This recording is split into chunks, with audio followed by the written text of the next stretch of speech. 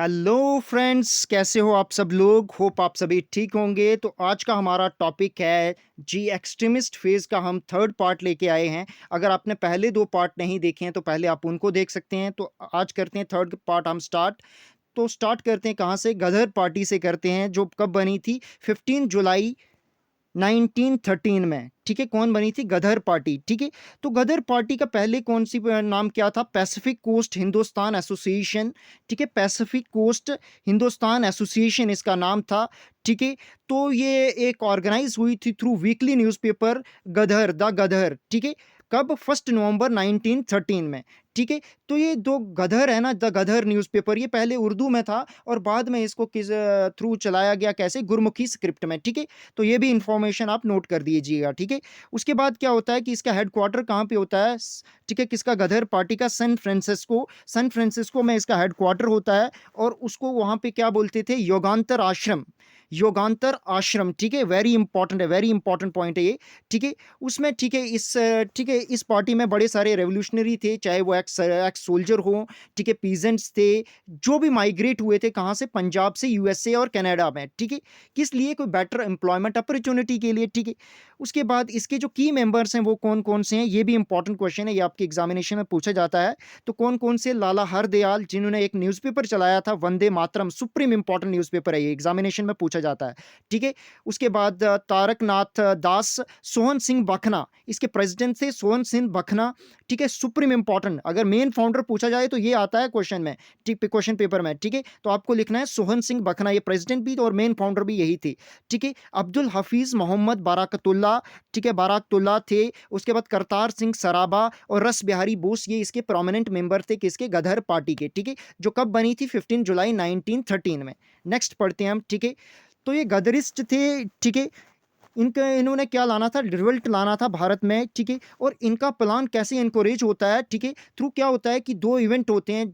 एक तो जो क्या हो रहा है कि आउटब्रेक हो रहा होता है, फर्स्ट वर्ल्ड वार। ठीक है, जो 1914 में चलता है। ठीक है, और एक तो क्या होता है? कामागता मारू इंसिडेंट होता है, तो ये इसको इनकरेज करते हैं। ठीक है, तो कामागता मारू इंसिडेंट पढ़ते हैं कि क्या है कामागता मारू इंसिडेंट, क्या है? तो इसको देखते हैं, इसके बारे में इंफॉर्मेशन, जो भी फैक्ट एंड फिगर हम देखते हैं इसके बारे में समझते हैं। ठीक है, कामागता मारू क्या था? एक ठीक है, होता क्या है कि जापान में एक शिप जाता है, भारतीय शिप, थ्रू हांगकांग। ठीक है, और ठीक है, कनाडा जाता है जैसे ही। ठीक है, कब? मई 1914 में। उसमें कितने पैसेंजर होते हैं? 376 पैसेंजर होते हैं। और उसमें चीफ स्पोक्स पर्सन कौन होते हैं? बाबा गुरदीत सिंह संधू, ये एक बहुत अच्छे बिजनेसमैन होते हैं। और ये 300 जो 76 पैसेंजर से, ये सभी पंजाबी थे। उसमें 340 जो सिख थे, 25 मुस्लिम थे और 12 क्या थे? हिंदूज थे। ठीक है, होता क्या है कि ये इमिग्रेंट्स होते हैं, पंजाब से जाते हैं कहाँ के लिए? कनाडा के लिए। पर होता क्या है, कनाडा में सिर्फ क्या होता है? 24 लोगों को ही वहाँ सिटीजनशिप मिलती है। ठीक है, क्योंकि वहाँ पे क्या, कनाडा में एक रिस्ट्रिक्ट कर दी थी कि जो माइग्रेंट्स, जो भी एशियन माइग्रेंट आएंगे उनको सिटीजनशिप नहीं देनी। फिर भी बड़ी ज़ोर शोर से कितने लोगों को? 24 लोगों को सिटीजनशिप मिली। और बाकी के जो लोग थे, ठीक है, 352 जो लोग थे उनको वापस भेज दिया गया। ठीक है, कहाँ के लिए? इंडिया के लिए। और जैसे ही फाइनली कलकत्ता पहुंचती है शिप, ठीक है, 26 सितंबर 1914 का वो दिन था। जैसे ही शिप डॉक होती है, कहाँ पे? बजे बजे में। तो पुलिस आ जाती है अचानक से और अरेस्ट करने लग पड़ती है लोगों को। ठीक है, जो भी फाइटर्स थे, फ्रीडम फाइटर्स थे, उनको अरेस्ट करने लग पड़ती है। तो कुछ लोग तो वहां से भाग जाते हैं, कईयों को वहां पे फायर चलाई जाती है ब्रिटिशर की तरफ से। 19 लोग शहीद हो जाते हैं वहां पे। ठीक है, और बाकी जो भी लीडर्स थे वो भाग जाते हैं। उनमें से ही बाबा गुरदीत सिंह संधू जो थे वो भागने में, ठीक है, कामयाब हो जाते हैं और वहां से चले जाते हैं, भाग जाते हैं। तो इसी इंसिडेंट को क्या कहते हैं? जो वहां पे 19 लोग जो बजे बजे में मारे जाते हैं, इसको बजे बजे रॉयट कहते हैं। ठीक है, तो ये भी सुप्रीम इंपॉर्टेंट है। ठीक है, नेक्स्ट ये डेट भी पूछी जाती है कि बजे बजे रॉइट कब हुआ था? सितंबर 26 1914 में। ठीक है, तो इंपॉर्टेंट डेट है। तो ठीक है, गुरदीप सिंह संजू जो है भाग जाते हैं और बाद में क्या करते हैं? छुपे रहते हैं। और बाद में 1922 में ये अपने आप को किसको? पुलिस को सौंप देते हैं। क्यों सौंप देते हैं? गांधी ने इनको इंसिस्ट किया कि अगर आप सच्चे देश प्रेमी हो, देशभक्त हो, तो अपने आप को ब्रिटिशर को सौंप दो। ठीक है, ऐसे छुपना अच्छी बात नहीं है। तो 5 साल तक वो उसके बाद इम्प्रिजन में रहते हैं और बाद में वो उन्हें छोड़ दिया जाता है। ठीक है, नेक्स्ट हम पढ़ते हैं। ठीक है, तो इसी वजह से क्या हुआ कि इसी जो कामागता मारू इंसिडेंट ने एक फ्लेम दिया, ठीक है। तो क्या हुआ कि आउटब्रेक किया, और आउटब्रेक भी हो रहा था फर्स्ट वर्ल्ड वार। तो इसी के चलते जो, ठीक है, इनकरेज हुए कौन, गदरिस्ट जो थे वो इनकरेज हुए, और उन्होंने एक सोच दिया कि हमने एक वायलेंट अटैक करना है किस पे, ब्रिटिश रूल पे इंडिया में, ठीक है। तो उन्होंने क्या किया कि जो भी फाइटर थे उनके, फ्रीडम फाइटर, उनको बोला कि आपको इंडिया जाना है। तो उसमें कौन कौन जाते हैं, एक करतार सिंह सराभा जाते हैं और रघुबर दयाल गुप्ता जाते हैं। ये दोनों नाम बहुत इंपॉर्टेंट है, करतार सिंह सराभा एंड रघुबर दयाल गुप्ता, ठीक है। वो इंडिया के लिए चले जाते हैं। वहां पे क्या करते हैं, वो बंगाल में जाकर रस बिहारी बोस और सचिन सन्याल से मिलते हैं और उनसे एक रिक्वेस्ट करते हैं कि आप हमारे मूवमेंट को लीड करें, ठीक है। उन्हीं में से होता क्या है कि एक, और उन्होंने क्या किया, पंजाब में बहुत ही दिखेती लूटपाट की ताकि फंड्स रेज हो सके, ठीक है।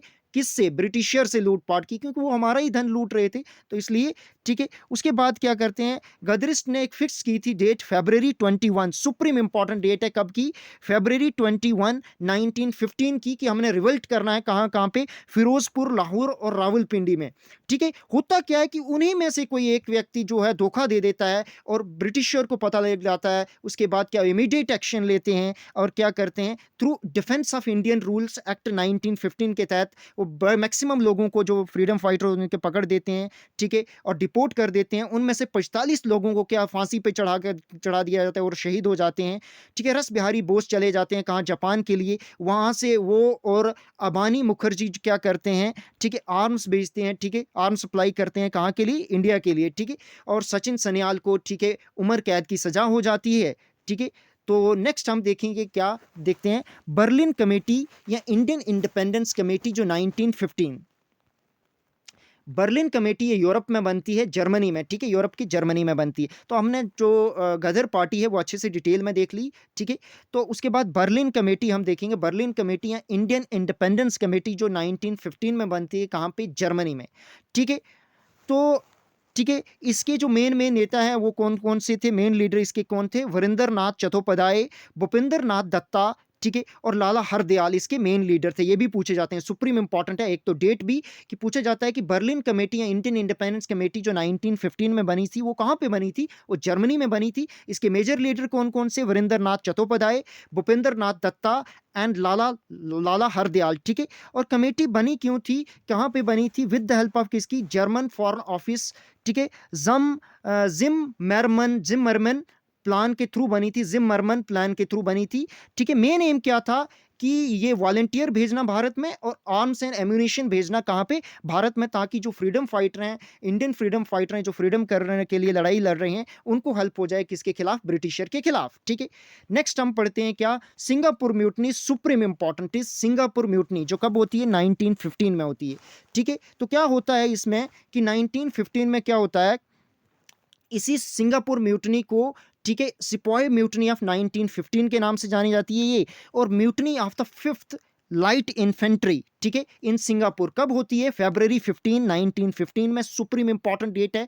कौन करता है ये, पंजाबी मुस्लिम करते हैं जो फिफ्थ लाइट इन्फेंट्री से बिलोंग करते हैं, और 36 सिख बटालियन अंडर किसके, इनके मेन प्रमुख नेता कौन होते हैं जो लीड करते हैं इस, ठीक है, म्यूटनी को, वो होते हैं जमादार चिश्ती खान, जमादार अब्दुल गनी एंड सूबेदार दाऊद खान, ठीक है। ये इंपॉर्टेंट लीडर थे किसके, स्पॉय म्यूटनी के, ठीक है। होता क्या है कि बाद में ये म्यूटनी क्रस्ट कर दी जाती है। इसके बाद मैक्सिमम इनके जो लीडर थे उनको मार दिया जाता है, जो इन्फेंट्री के सोल्जर उनको मार दिया जाता है, ठीक है। 37 को क्या एग्जीक्यूटेड, फांसी पे चढ़ा दिया जाता है, शहीद हो जाते हैं, और 41 जो होते हैं उनको लाइफ इंप्रिजनमेंट हो जाती है, ठीक है। तो ये भी सुप्रीम इंपॉर्टेंट थी, Singapore mutiny 1915, supreme important. Next हम पढ़ते हैं, ठीक है, first world war and national response, जो भारतीयों का क्या रिस्पांस था फर्स्ट वर्ल्ड वार को लेकर, वो देखते हैं अब हम, ठीक है। सुप्रीम इंपॉर्टेंट है ये भी, ठीक है, सुप्रीम सुप्रीम सुप्रीम इंपॉर्टेंट, ठीक है। तो कब से कब तक चलता है फर्स्ट वर्ल्ड वार, 1914 से लेकर 1919 तक चलता है, ठीक है। तो ये कौन किस किस पावर के बीच में होता है, ठीक है। एक तो अलाइड पावर और सेंट्रल पावर के बीच में, अलाइड पावर्स कौन कौन सी थी, ठीक है, ब्रिटेन, ठीक है, फ्रांस, रशिया, यूएसए, इटली और जापान, ये अलाइड पावर थी। और सेंट्रल पावर कौन कौन सी थी, ठीक है, सेंट्रल पावर थी जर्मनी, ऑस्ट्रेलिया, हंगरी एंड तुर्की, ठीक है, इनके बीच में होता है। तो इसके, ठीक है, रीजन देखते हैं, काज देखते हैं कि किस वजह से जो है फर्स्ट वर्ल्ड वार जो हुआ था, ठीक है, तो ये भी इंपॉर्टेंट है, सुप्रीम इंपॉर्टेंट है। तो कौन कौन से, एक यूरोपियन अलायंस और काउंटर अलायंस बन रहे थे कब, 1882 में, ठीक है। हो क्या रहा था कि Bismarck Germany, Australia, Hungary, Italy जो थे ये फॉर्म करने लगे ट्रिपल अलायंस, और ब्रिटिशर जो थे फ्रांस, रशिया, ठीक है, इटली और ठीक है यूएसए के साथ इन्होंने भी अपने अलायंस बनाए। तो ये भी एक वजह थी, एक रीजन था जिसकी वजह से फर्स्ट वर्ल्ड वार हुआ था बाद में, ठीक है। उसके बाद वायलेंट फॉर्म ऑफ नेशनलिज्म, ठीक है, जो नेशनलिज्म की भावना मगर वायलेंट नेशनलिज्म,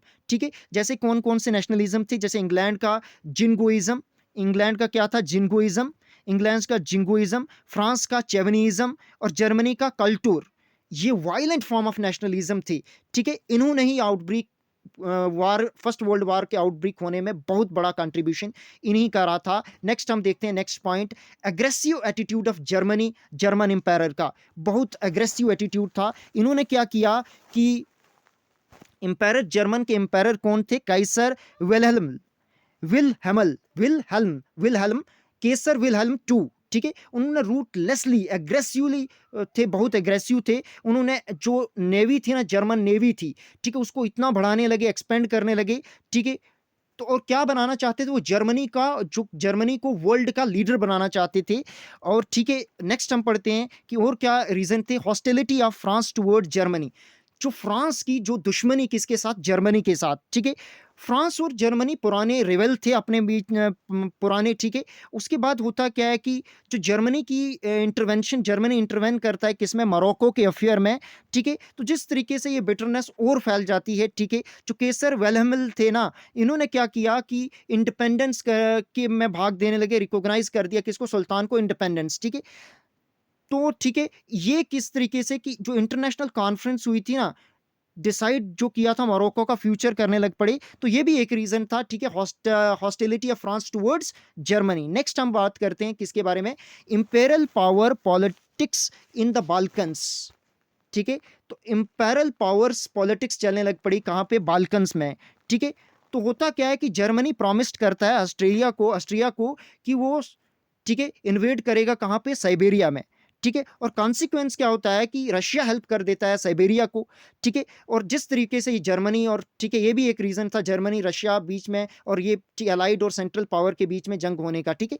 उसके बाद बाल्कन वार हो रही थी, ठीक है, बाल्कन वार्स, ठीक है। इसमें क्या किया, तुर्की को डिफीट कर दिया था फर्स्ट बाल्कन वार में, ठीक है। जिस तरीके से क्या हुआ कि उसके एरिया को रिड्यूस किया गया, ठीक है।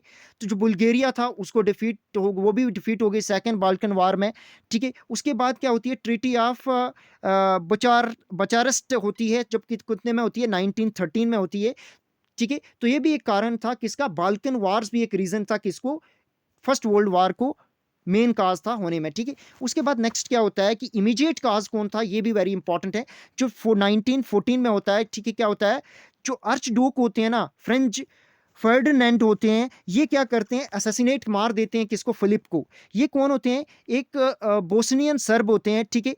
तो ठीक है, जर्मनी इस ओकेजन का फायदा उठाता है और वो वार अगेंस्ट घोषित कर देता है फ्रांस और रशिया की, ठीक है। तो ठीक है, यही मेन रीजन था, इमीडिएट काज क्या था, यही था, ठीक है। ये हमने काजेस देखे किसके, फर्स्ट वर्ल्ड वार के काजेस क्या क्या थे, ठीक है।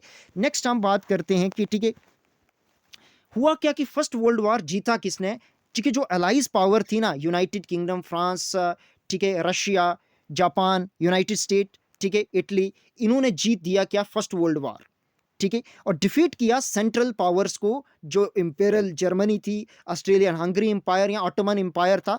कॉन्सिक्वेंस क्या हुए, इकोनॉमिक कॉन्सिक्वेंस अब देखते हैं हम, क्या इकोनॉमिक कॉन्सिक्वेंस देखते हैं, क्या क्या इकोनॉमिक कॉन्सिक्वेंस हुए, ठीक है। तो क्या किया, जो भी पार्टिसिपेटिंग कंट्रीज थी ना, उन्होंने बहुत ज़्यादा मनी की वेस्टेज हुई, क्योंकि कोई हथियारों पे और भी, ठीक है। 60% ब्रिटिश, जो ब्रिटेन की इनकम थी, वो मनी थी, वो स्पेंड किस पे हुई, वार पे हो गई, ठीक है। तो ठीक है, इसकी वजह से कंट्रीज को क्या करना पड़ा, टैक्स रेज करने पड़े, मनी बारो करनी पड़ी सिटीजन से, ठीक है। क्योंकि न्यू वेपन्स खरीदने के लिए और बहुत सारे जो भी वार में लगती थी जो भी चीजें, उसके लिए, जिस वजह से क्या हुआ, इन्फ्लेशन बहुत ज्यादा बढ़ गया, ठीक है। ये इकोनॉमिक्स कॉन्सिक्वेंस था। पॉलिटिकल कॉन्सिक्वेंस देखते हैं, क्या पॉलिटिकल कॉन्सिक्वेंस क्या था, कि वर्ल्ड वार वन ने क्या किया कि 4 ठीक है, एंड कर दिया। 4 मोनार्कीज़ थी, उनको एंड कर दिया, चाहे वो क्रेज़ निकोलास हो टू ऑफ रशिया हो, काइसर विल्हेम हो ऑफ जर्मनी, ठीक है, एम्परर चार्ल्स ऑस्ट्रेलिया को हो, और सुल्तान ऑफ ऑटोमन एम्पायर हो, उनको डाउन कर दिया गया, ठीक है, वो हार गए थे, ठीक है।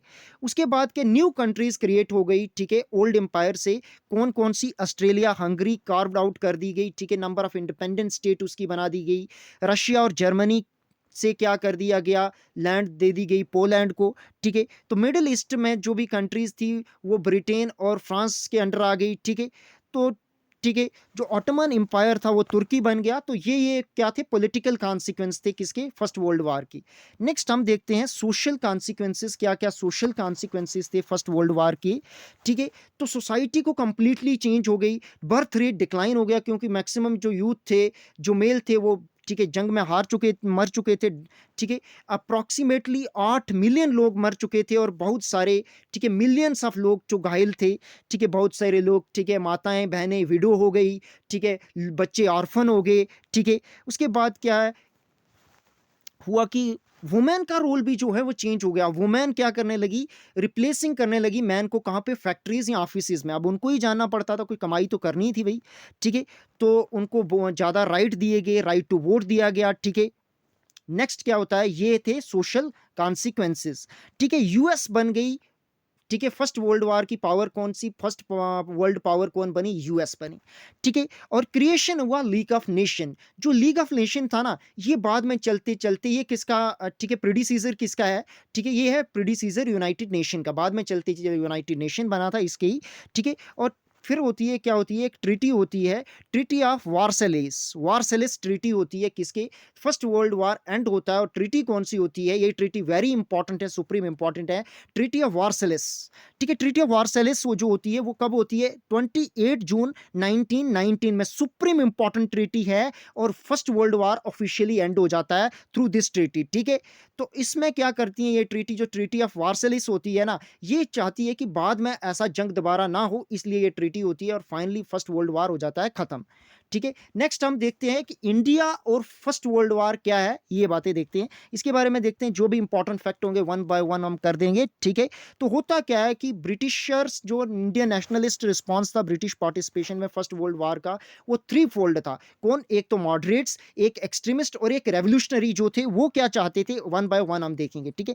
तो हुआ क्या कि जो मॉडरेट्स थे वो चाहते थे कि हम सपोर्ट करें किसको? ब्रिटिशर्स को फर्स्ट वर्ल्ड वार में, ये हमारी ड्यूटी बनती है। कौन बोलते थे? मॉडरेट्स।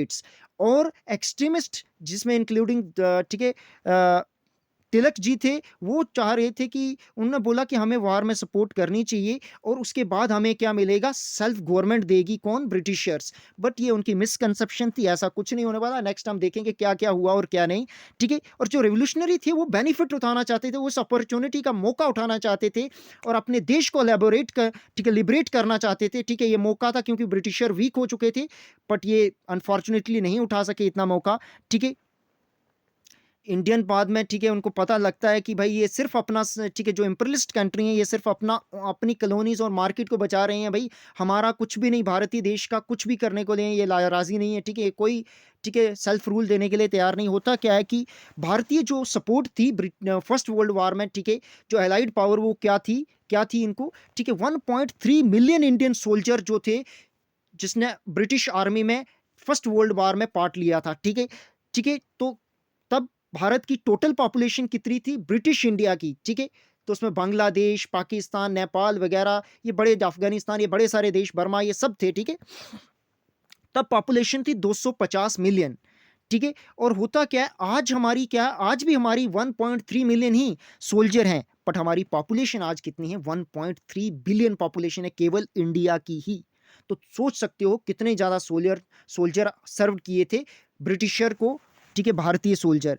होता क्या है कि इसमें 74,187, 74,187 इंडियन सोल्जर हैं, वो अपना जीवन न्यौछावर कर देते हैं फर्स्ट वर्ल्ड वार में।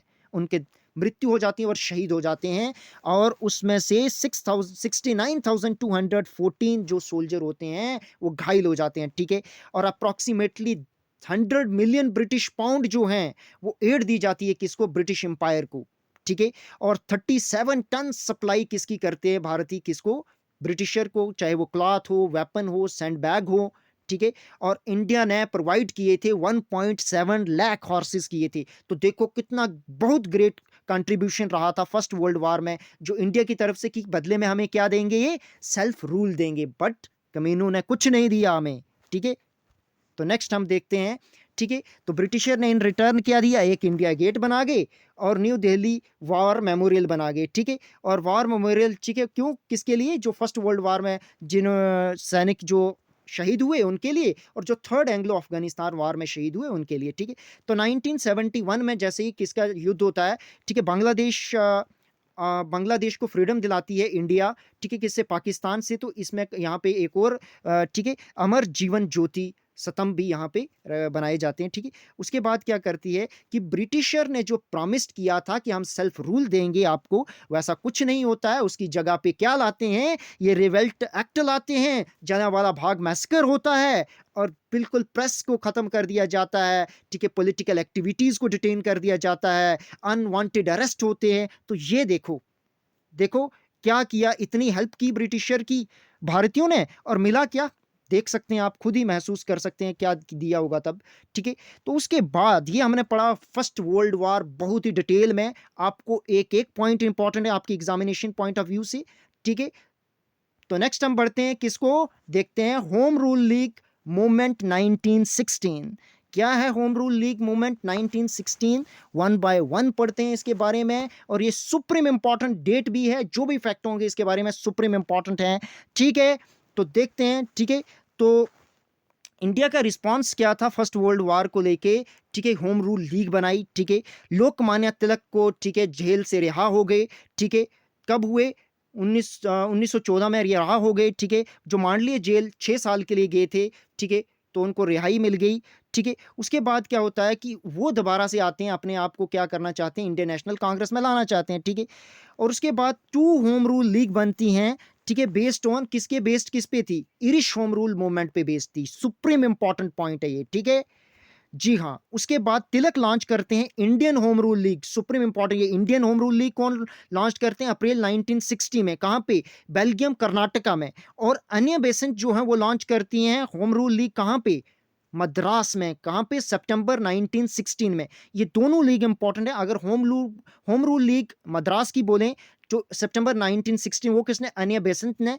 और जो तिलक की जो थी होम रूल लीग, वो कहाँ पे उन्होंने स्टार्ट की थी, बेल्जियम में, कब, अप्रैल 1916 में, इंडियन होम रूल के नाम के साथ। ठीक है, नेक्स्ट हम पढ़ते हैं। ठीक है, जो तिलक, ठीक है, कंसंट्रेटेड उनका जो लीग थी होम रूल लीग, वो कहां तक कंसंट्रेटेड थी, महाराष्ट्र एक्सक्लूडिंग पर, कहां, बॉम्बे सिटी को एक्सक्लूड करके, कर्नाटका, सेंट्रल प्रोविंस, बरार, जो प्रेजेंट डे महाराष्ट्र में है। ठीक है, और अन्य बेसेंट की जो मूवमेंट था, वो जो होम रूल लीग की उनकी थी, वो कौन से, रेस्ट ऑफ इंडिया और इंक्लूडिंग बॉम्बे सिटी।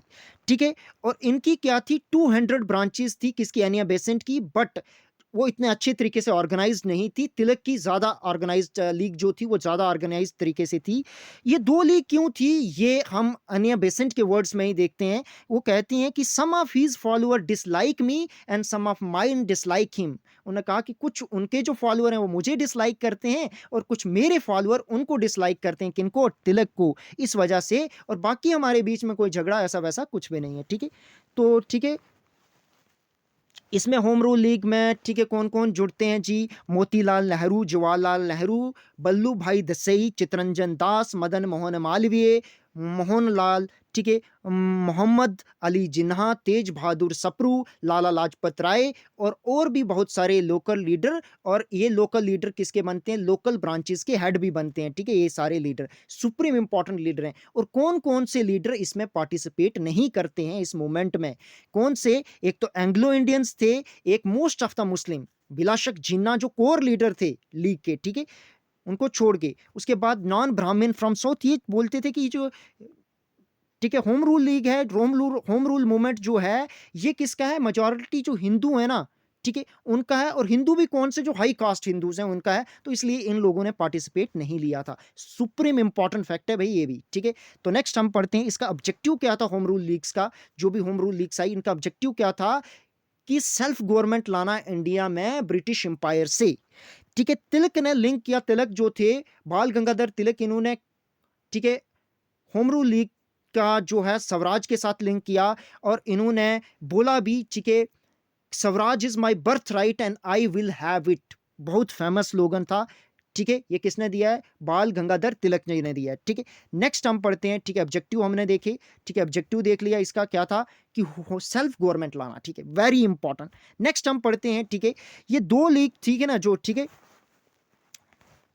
कॉपरेट करने लगी ईच अदर, और इसी वजह से क्या हुआ था कि इंडियन नेशनल मुस्लिम लीग ने अपनी डिमांड जो थी होम रूल में रखी थी साथ में। नेक्स्ट, ठीक है, हम पढ़ेंगे इसके बारे में, ठीक है। होम रूल मूवमेंट थी ना, इसने न्यू लाइफ नेशनल मूवमेंट में ला दिया, स्वदेशी मूवमेंट को रिवाइव किया, और वुमेन ने भी बहुत लार्ज पार्टिसिपेशन किया था इसमें, ठीक है। और ये जो मूवमेंट था, जो, ठीक है, होम रूल मूवमेंट, ये राउंड द ईयर पूरे साल में इसकी मीटिंग्स होती रहती थी, ना कि जैसे इंडियन नेशनल कांग्रेस में क्या होता था, सिर्फ साल में 3 दिन के लिए मीटिंग हेल्ड होती थी, ठीक है। बट इसमें हर साल, पूरे साल में बहुत मीटिंगें होने लगी, ठीक है। तो क्या होने लगा, जर्नल मीटिंग होने लगी टाउन विलेजेस में, ठीक है, पीसफुल रैलीज होने लगी, ठीक है, न्यूज़पेपर पब्लिश होने लगे, ठीक है, होम रूल के बारे में डिस्कस होने लगा, ठीक है। उसके बाद गवर्नमेंट ने क्या मेजर अपनाए भाई, होम रूल लीग में जो ब्रिटिशर्स ने क्या इसके खिलाफ क्या मेजर अपनाए, वही देखेंगे हम वन बाय वन। गवर्नमेंट ने बहुत रिप्रेस किया, इसको दबाने की कोशिश की, ठीक है। स्टूडेंट्स को प्रोहिबिट कर दिया कि पॉलिटिकल मीटिंग करोगे तो आपको स्कूल से हाथ धोना पड़ेगा। तिलक को बैन कर दिया, कहाँ, पंजाब और दिल्ली में आने के लिए। अनिया बेसेंट को अरेस्ट कर दिया 1917 में, और बाद में जाके इनको छोड़ भी दिया था। सुब्रमण्यम, इसी के चलते जी सुब्रमण्यम अय्यर थे, उन्होंने अपना नाइटहुड सर का टाइटल जो उनको मिला था उन्होंने रिनाउंस कर दिया। सुप्रीम इंपॉर्टेंट है कि कब उन्होंने किया था, जब अनिया बेसेंट अरेस्ट हुई थी, उसके बाद उन्होंने अपना नाइटहुड टाइटल रिनाउंस कर दिया था। फाइनली क्या होता है कि गवर्नमेंट डिसाइड, अब उनको बोलते हैं कि अब इतना रिप्रेस कर रहे हैं फिर भी नहीं रिप्रेस हो रहे हैं, तो कुछ तो इनको इंसेंटिव देना पड़ेगा। तो क्या होता है कि मॉन्टेग्यू अगस्त डिक्लेरेशन आता है, जिसके थ्रू इनको कुछ मार्टिव लॉलीपॉप देते हैं, ठीक है। तो मॉन्टेग्यू जो होता है वो प्रॉमिस करता है कि हम आपको सेल्फ रूल देंगे। तो ठीक है, सेल्फ रूल की सबसे पहले बात किस में होती है, तो मॉन्टेग्यू अगस्त डिक्लेरेशन में होती है। ये सुप्रीम इंपॉर्टेंट है, क्वेश्चन पेपर में आता है, ठीक है, एग्जामिनेशन में बड़ी बार पूछा गया है। तो ठीक है, तो इससे क्या होता है कि फिर अगस्त डिक्लेरेशन के बाद ये होम रूल मूवमेंट जो है वो बंद हो जाता है, खत्म हो जाता है। और तिलक और बेसेंट जो हैं उनके एफर्ट जो होते हैं वो करते हैं, रीयूनियन होता है इसी वजह से, कब, लखनऊ पैक्ट में होता है 1916 में, एक्सट्रीमिस्ट और मॉडरेट का, और मुस्लिम हिंदू यूनिटी भी हम वन बाय वन देखेंगे इसमें। तो ठीक है, होता क्या है कि 1921 में all India home rule league क्या करती है, इसको नेम बदल दिया जाता है, और इसका नाम क्या रख दिया जाता है, इसका नेम रख दिया जाता है स्वराज्य सभा। सुप्रीम इंपॉर्टेंट फैक्ट है ये, supreme supreme supreme important fact, ठीक है। तो आपको इसको लर्न रखना है, ठीक है। तो नेक्स्ट पढ़ते हैं हम, लखनऊ पैक्ट पढ़ते हैं हम। लखनऊ पैक्ट ऑफ 1916, क्या था ये Lucknow pact, one by one हम इसके बारे में देखेंगे कि लखनऊ पैक्ट एक्चुअल में था क्या, ठीक है। लखनऊ पैक्ट में क्या होता है कि मॉडरेट और एक्सट्रीमिस्ट यूनाइट करते हैं, ठीक है। इसके प्रेसिडेंट कौन होते हैं, अंबिका चरण मजूमदार बनते हैं इंडियन नेशनल कांग्रेस के प्रेसिडेंट लखनऊ सेशन में, लखनऊ पैक्ट में, ठीक है। उसके बाद क्या होता है कि इसमें क्या होता है कि, ठीक है, उसके बाद बाल गंगाधर तिलक और मोहम्मद अली जिन्ना जो रिप्रेजेंट करते हैं कांग्रेस को, कौन करते हैं, बाल गंगाधर तिलक, और मुस्लिम लीग को कौन रिप्रेजेंट करते हैं, मोहम्मद अली जिन्हा, ठीक है। और जिन्हा को ऐसे भी बोला जाता है कि chief architect of the pact कौन था, ये क्वेश्चन आता है कि who was the chief architect of Lucknow pact, तो कौन से, मोहम्मद अली जिन्हा, ठीक है। सरोजनी नायडू ने इनको क्या कहा था, ठीक है, ambassador of Hindu Muslim unity title दिया था, किसने, सरोजनी नायडू ने मोहम्मद अली जिन्ना को। और chief architect of the Lucknow pact, ये दो टाइटल किसने दिए थे, सरोजनी नायडू ने दिए थे मोहम्मद अली जिन्ना को। सुप्रीम इंपॉर्टेंट फैक्ट है ये, ठीक है, एज इट इज, ये आपको रिमेंबर रखने, ठीक है। नेक्स्ट हम पढ़ते हैं, ठीक है। होता क्या है कि मुस्लिम्स क्यों आप पार्टिसिपेट करने लगे कांग्रेस के साथ, क्यों उन्होंने देखा कि जो 1911 में क्या, जो अनूलमेंट पार्टीशन ऑफ बंगाल जो रिलीजन पे हुई थी, उसको बाद में क्या अनूलमेंट कर दिया गया था। उनकी तो वो पार्टीज वो सपोर्ट कर रहे थे, बट ऐसा हुआ नहीं था, ठीक है। होता क्या है कि अलीगढ़ मुस्लिम यूनिवर्सिटी को एक, ठीक है, अमरेला यूनिवर्सिटी बनाने का सपना उनको खत्म हो गया, ठीक है, उसको एक स्कूल तक सीमित रख दिया इन्होंने, ठीक है। उसके बाद तुर्की डिफीट हो चुकी थी वर्ल्ड वार फर्स्ट में, तो जिस तरीके से जो उनका खलीफा था मुस्लिम का ऑल ओवर वर्ल्ड, ठीक है, वो इससे बहुत नाखुश थे, ठीक है। और इसके बाद आईएनसी ने एक्सेप्ट किया था क्या, separate electorate for Muslim for the first time, किस में, लखनऊ पैक्ट में सुप्रीम इंपॉर्टेंट पॉइंट है ये, ठीक है, सुप्रीम इंपॉर्टेंट है ये पॉइंट, ठीक है। ये बहुत बार एग्जामिनेशन में पूछा जाता है कि कांग्रेस ने जो 1909 में, ठीक है, जो सेपरेट इलेक्टोरेट की बात की गई थी under government of India act 1909, वो कब एक्सेप्ट किया था इंडियन नेशनल कांग्रेस ने? कब? लखनऊ पैक्ट ऑफ 1916 में, ठीक है।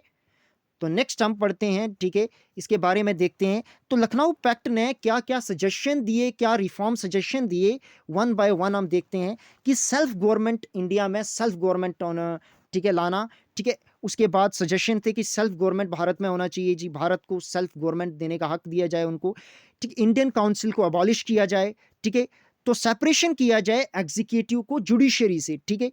उसके बाद जो सैलरीज थी ना secretary of state for Indian affair, वो कहाँ से दी जाएं? वो इंडियन फंड से नहीं, ब्रिटिशर फंड से दी जाएं, ना कि इंडियन। और 1/3 रिप्रेजेंटेशन जो है मुस्लिम को दी जाएंगी सेंट्रल, ठीक है, सेंट्रल गवर्नमेंट में। और number of Muslim provincial legislature में भी उनको जो है इंक्रीज, उधर उनको कम किया जाए, ठीक है। और अंडर सेक्रेटरी जो होगा ना, out of 2 under secretaries, 2 under secretaries जो होंगे इंडिया के लिए, वो उनमें से एक जो होगा होना चाहिए कौन? भारतीय होना चाहिए, सुप्रीम इंपॉर्टेंट। नेक्स्ट इसके जो रिफॉर्म सजेशन देखेंगे हम क्या थे। इन्होंने कहा कि सेपरेट करना, separate electorate for all communities, हर एक कम्युनिटीज का अपना इलेक्टोरेट होगा, जब तक वो ना चाहें कि हम कॉमन ज्वाइंट इलेक्टोरेट करना चाहते हैं, ठीक है। उसके बाद एक वेटेज दी गई माइनॉरिटीज रिप्रेजेंटेशन को, वेटेज दी गई। उसके बाद ठीक है, डिमांड की गई, सजेशन दिए गए इसने, ठीक है। तो increasing the term of legislative council को 5 ईयर तक बढ़ाया जाए, ठीक है, लेजिस्लेटिव काउंसिल की टर्म को, ठीक है। और जो इंपेरियल लेजिस्लेटिव असेंबली के मेंबर्स हैं, उसके हाफ ऑफ द मेंबर्स कौन होने चाहिए? इंडियन होने चाहिए, ठीक है। तो उसके बाद जो भी इलेक्टेड मेंबर्स थे, ठीक है, 4/5 ऑफ जो मेंबर्स होंगे वो इलेक्टेड होने चाहिए, ठीक है, अडल्ट फ्रेंचाइज के थ्रू चूज होने चाहिए, ठीक है, प्रोविजनल लेजिस्लेचर में। और 1/5 नॉमिनेटेड होने चाहिए, ठीक है। ये इनकी डिमांड थी। उसके बाद मेंबर जो लेजिस्लेटिव काउंसिल थे वो, ठीक है, वो अपने प्रेसिडेंट को खुद चुन सकते हैं, ऐसा उनको हक दिया जाए। ये डिमांड थी किसकी? लखनऊ पैक्ट की, ठीक है। तो ये सुप्रीम इंपॉर्टेंट फैक्ट था लखनऊ पैक्ट ऑफ 1916, ये हमने डिटेल में पढ़ा, ठीक है। उसके बाद, ठीक है, इंडियन की, ठीक है, उसके बाद क्या होता है कि ये हमने सभी डिमांड्स पढ़ी, ठीक है, किसकी सजेशन, जो रिफॉर्म सजेशन मांगे थे किसने?